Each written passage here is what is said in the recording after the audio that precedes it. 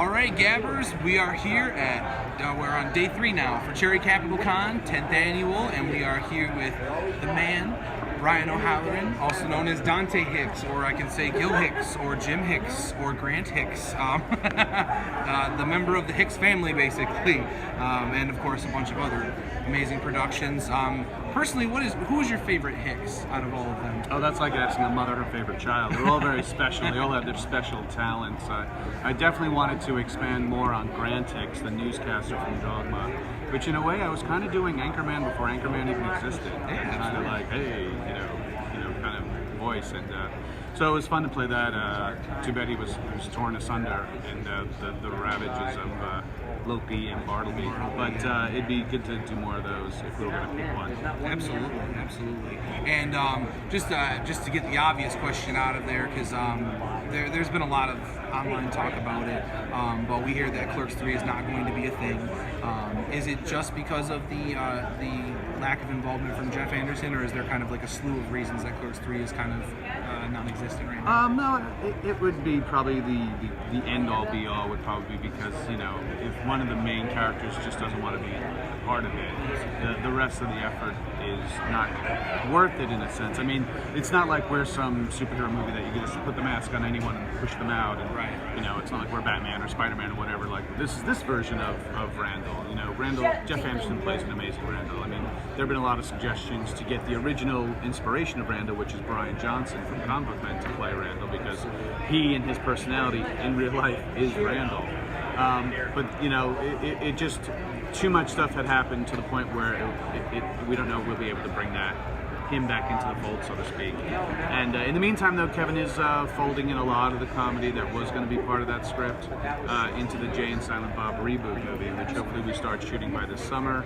So look for a release date, knowing how Kevin edits and shoots at the same time, probably by this time next year, if everything goes to plan, from what I've heard. That would be wonderful. Yeah, that'd be awesome. Yeah, we've heard a lot. I follow all the Smodco casts and stuff like that, so we're constantly hearing about what they're doing with the story, and it just sounds wonderful. We talked to Jay Muse at Astronomicon, right. Which was a wonderful show.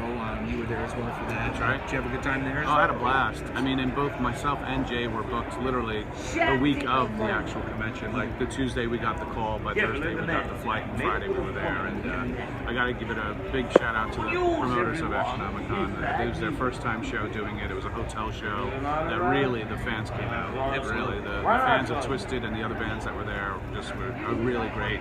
The guys were really, they don't want to be known for this, but they're a really sweet bunch of guys. And they really put together a great show, and the fans came out in force. And I know Jay had a great time. I had a great time. Brian Johnson, who was there, Bill Mosley, like all the really great people that they had at that show, Ming Chen and stuff. It was really a lot of fun. So I hope to go back again next time they do it. But yeah, we met then, and it was a good time then. And every time I do pretty much any show in Michigan, the fans come out. When I used to do Detroit Fanfare many years ago, that was a big turnout, and so I always like coming to the Michigan area. Absolutely.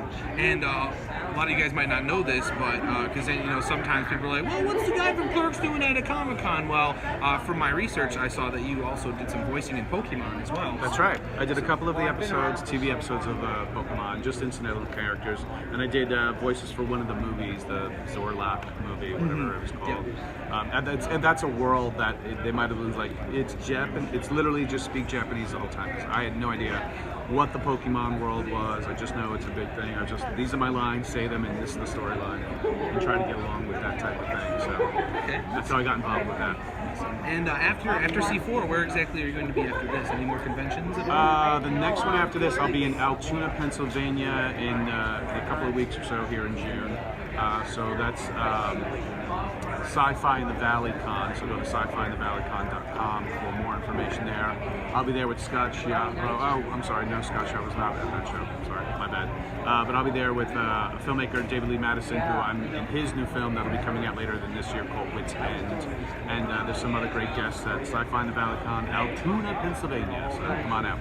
Awesome. And is there any projects or anything you'd like to plug before we cut the interview here? Well, when we were at Astronomicon, I believe Jay was talking about his film that he wrote and directed called Madness in the Method, where he's the star of this movie, where he plays himself, trying to expand his acting chops, and goes to Kevin. I don't want to be considered a stoner kind of actor anymore. I want to be, and Kevin gives him the advice, like, you know, real actors, they study, you know, go to acting school and study Method by Stanislavski or stuff like that. So he gives him the book, and Kevin just Jay absorbs the book, and it goes a little to his head. And everybody plays pretty much themselves. We got some really great cameos in it. We got Stan Lee, Danny Trejo, so many really great people in it. If you want to see it, go look for Madness in the Method and see the extended trailer that they have up now. Hopefully that'll be out by either the mid or end of this summer. That'll be a fun ride. Wits End, a film, like I said, that my friend David Madison directed. That'll be out probably by the beginning of fall.